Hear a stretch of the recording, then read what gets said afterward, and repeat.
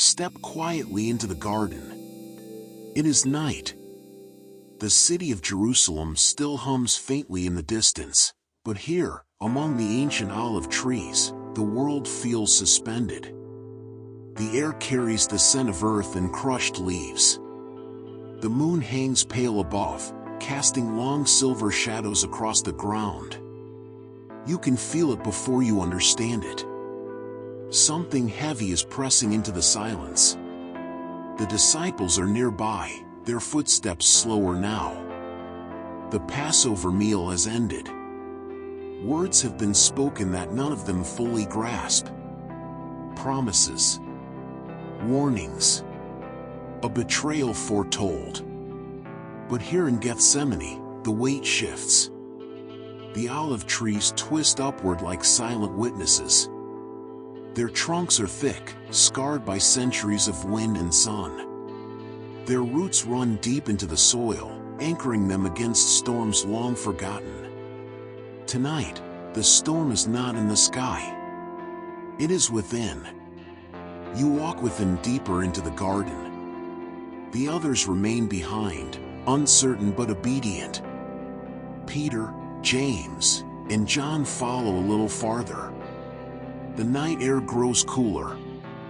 The ground beneath your feet feels uneven, scattered with stones and fallen branches. Then he stops. His breathing changes. Not dramatically. Not loudly. But you notice it. There is a heaviness settling into his posture, something unlike the authority you saw on the sea. Unlike the calm in the boat. Unlike the strength before the crowds. This is different. He turns to the three disciples. My soul is overwhelmed with sorrow to the point of death. The words hang in the air. Overwhelmed. You feel the weight of that word. This is not mild discomfort. Not passing stress. This is anguish. The kind that presses into the chest and makes breathing feel deliberate.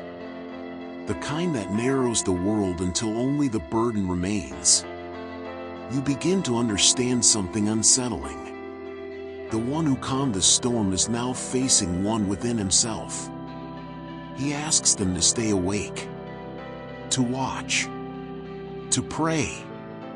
Then he walks a little farther. Alone.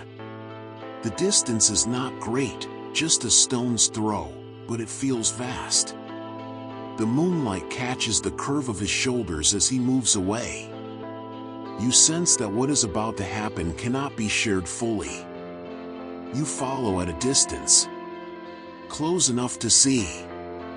Close enough to feel. He falls to his knees. Not gracefully. Not ceremonially. But as if the weight has finally pressed him downward. His hands press into the earth. The same earth he formed. The same dust that once obeyed his voice. Tonight, it absorbs his sorrow. You hear his breathing, deeper now, strained. His body trembles slightly, not from cold, but from the immensity of what stands before him. The cross is not yet visible on the horizon, but it is already here. He knows what is coming. Betrayal. Abandonment. Mocking.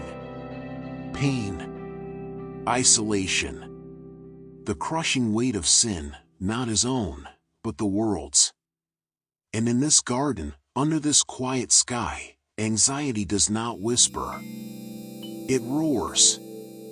You recognize it. This is the feeling before the diagnosis. Before the confrontation. Before the decision that changes everything. The knowing. The awareness that something unavoidable is approaching. He bows lower. His forehead nearly touches the soil. And then, in the stillness of the olive trees, his voice breaks the night. Father. It is not a formal prayer. It is intimate. Personal. raw. If it is possible, let this cup pass from me. The words are not rebellious. They are honest. This is not weakness. It is vulnerability without disguise. He is not pretending the cup is light. He is not denying the cost. He is not masking the fear of suffering. He names it.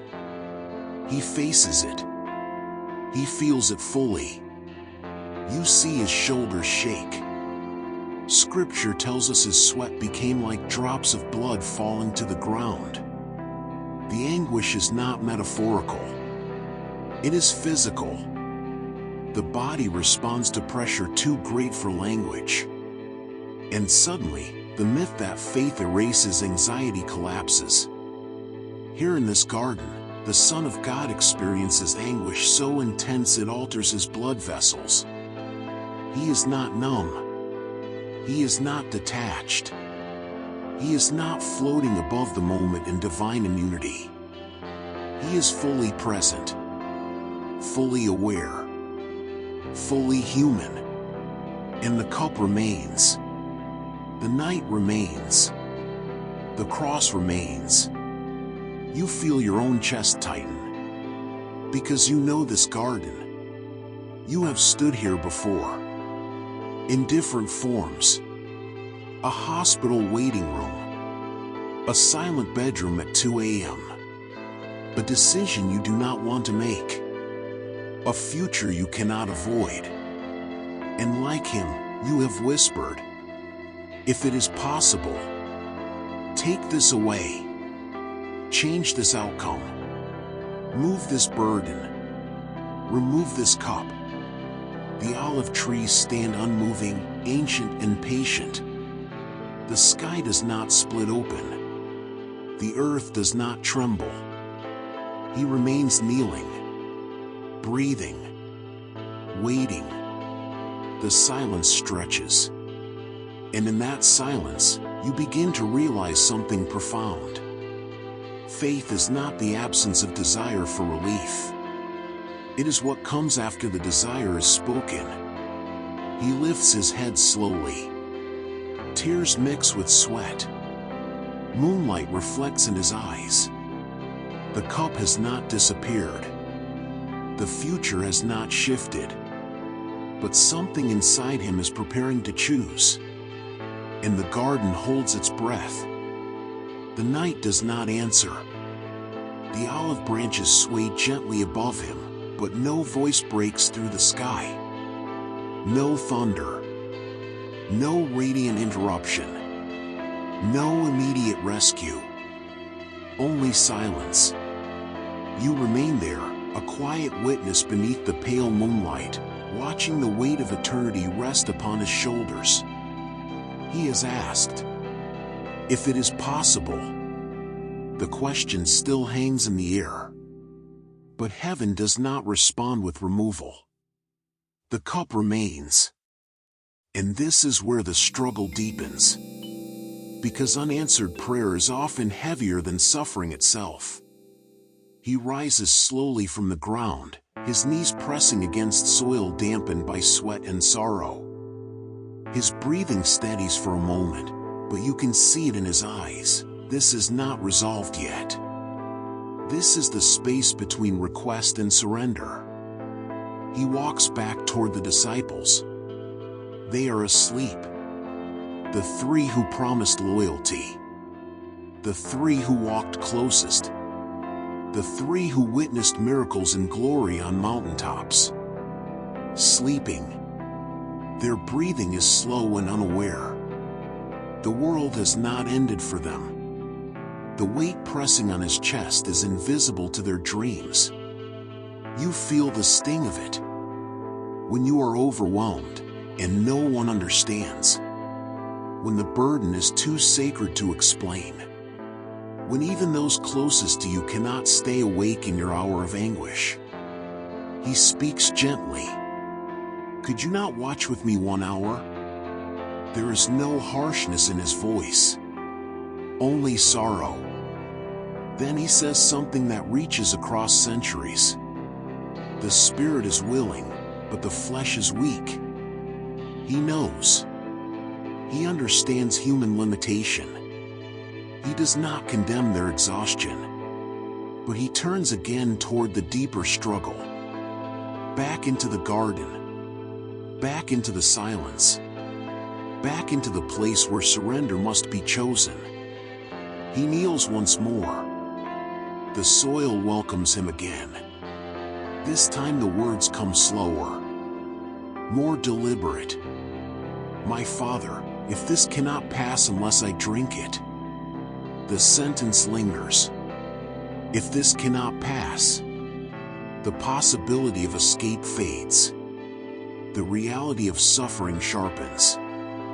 You feel it in your own life. The moment when you realize the storm may not move. The diagnosis may remain. The door may stay closed. The apology may never come. The future may look different than you hoped. The cup may not pass. And it is here, right here, that the deepest spiritual battle takes place. Because faith is not tested when outcomes are favorable. Faith is revealed when outcomes remain uncertain. He inhales slowly. The garden feels heavier now. Not with panic, but with decision. Yet not my will, but yours be done. The words do not explode from him in triumph. They emerge through tears, through trembling, through full awareness of cost. This is not passive resignation. It is active surrender. He is not pretending the cross is light.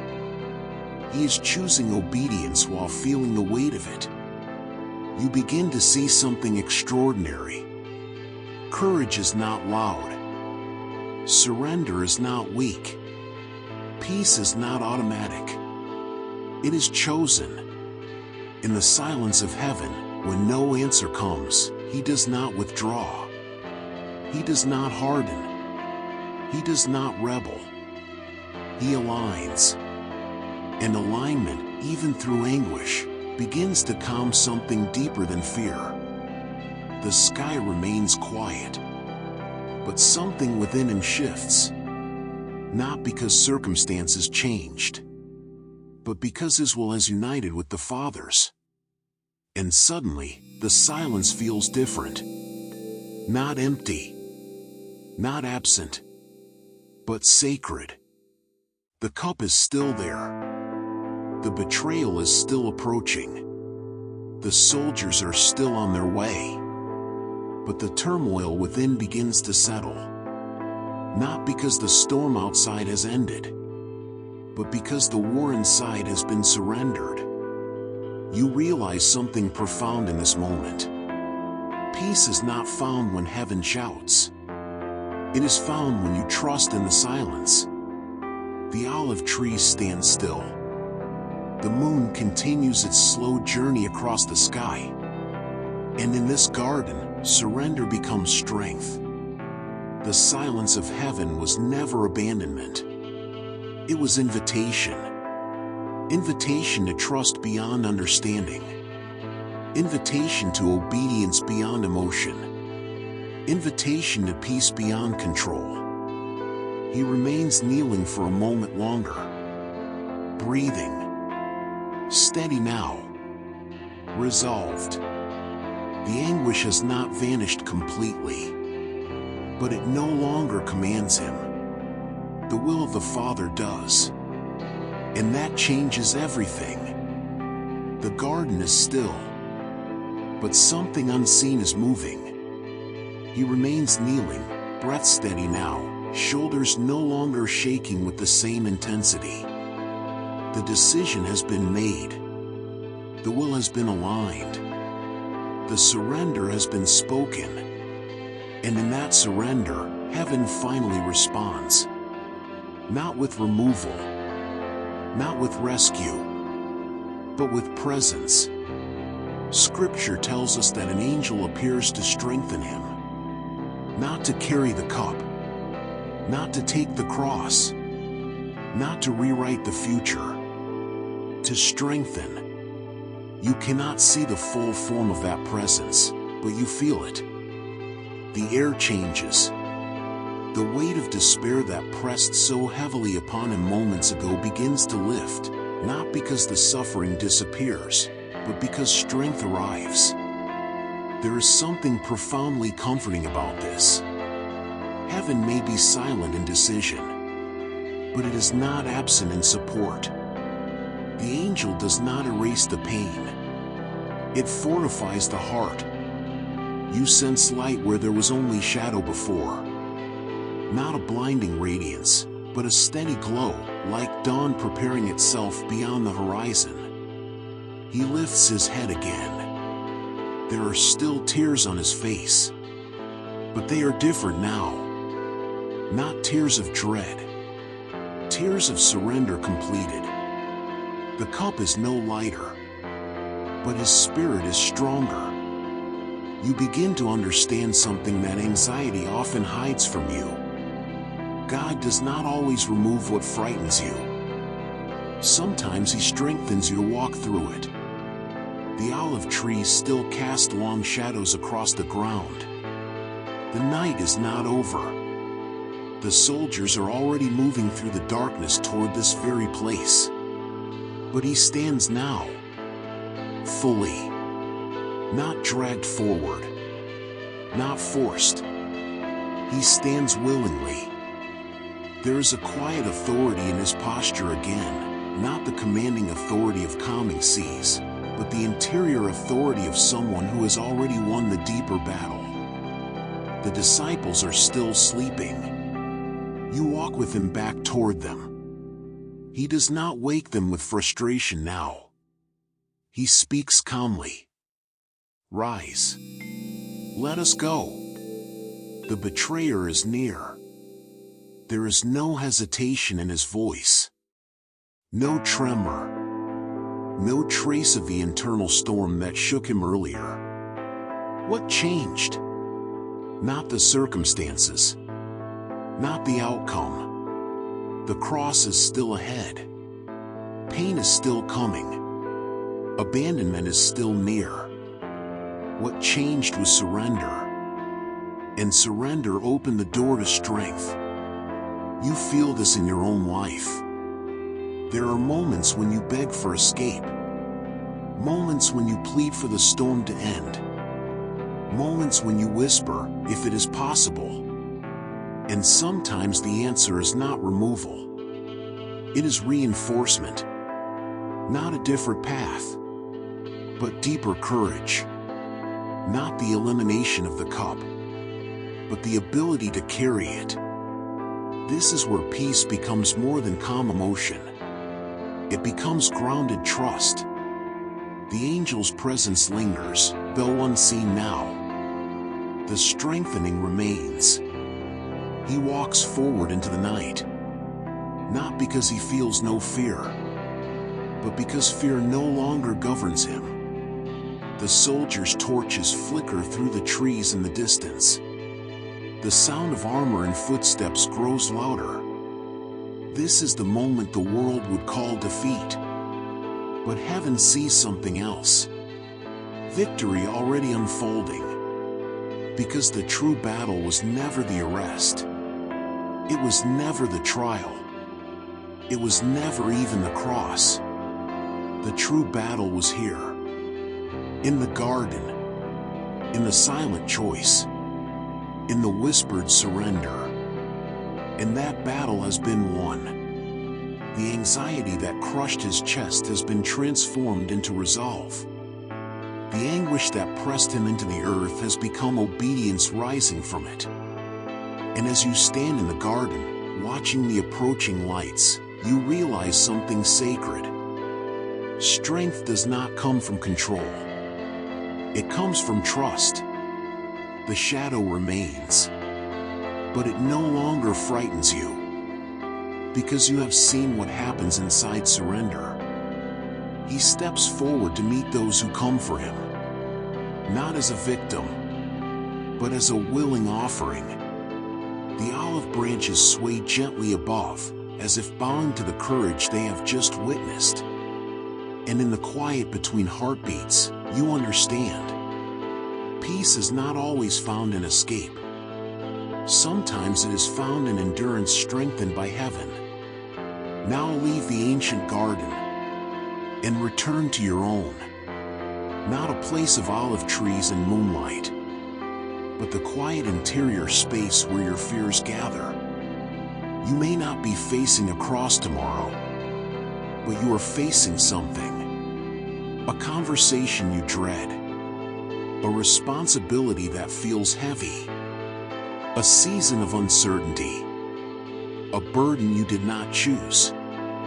And somewhere inside, you have whispered the same words. If it is possible, take this away. Change this outcome. Move this pain. There is no shame in that prayer. Jesus prayed it first. He did not pretend the cup was easy. He did not silence his anguish to appear strong. He felt it. He named it. He brought it honestly before the Father. And so can you. Right now, whatever your cup is, hold it gently in your mind. Do not exaggerate it. Do not minimize it. Just acknowledge it. Feel its weight without running from it. Now imagine yourself in that garden. The night air cool around you. The ground beneath your knees. The quiet sky above. Speak honestly. If it is possible, let the words be real. Let them carry the fullness of your fear. But do not stop there. Because the transformation did not happen in the request. It happened in the surrender. Yet not my will, but yours. This is not passive resignation. It is active trust. It does not mean you desire pain. It means you trust the one who sees beyond it. Anxiety tells you that peace comes when control is secured. Jesus shows you that peace comes when control is released. You may not hear thunder. You may not see angels. Heaven may feel silent for a time. But silence is not abandonment. Silence can be strengthening. In the quiet after surrender, something begins to settle inside you. Not because your situation changes instantly, but because your position shifts. You move from resistance to trust, from gripping to releasing, from fighting the will of God to aligning with it. And in that alignment, a deeper calm begins to rise. The cup may remain. The path may still lead through difficulty, but you will not walk it alone. Strength comes in the shadow. Peace grows in surrender. Courage awakens in obedience. The garden was not the end of the story. It was the place where fear lost its authority. In your garden, this present moment of uncertainty can become the same. Breathe slowly now. Let your shoulders drop. Let your heartbeat soften. You do not need to solve everything tonight. You do not need to predict every outcome. You do not need to carry what was never meant to be yours alone. The one who knelt in Gethsemane understands your trembling. The one who surrendered understands your struggle. The one who endured understands your fear. And the same presence that strengthened and strengthens you now. Even in silence. Even in waiting. Even before the morning comes. The archive closes. But the surrender remains.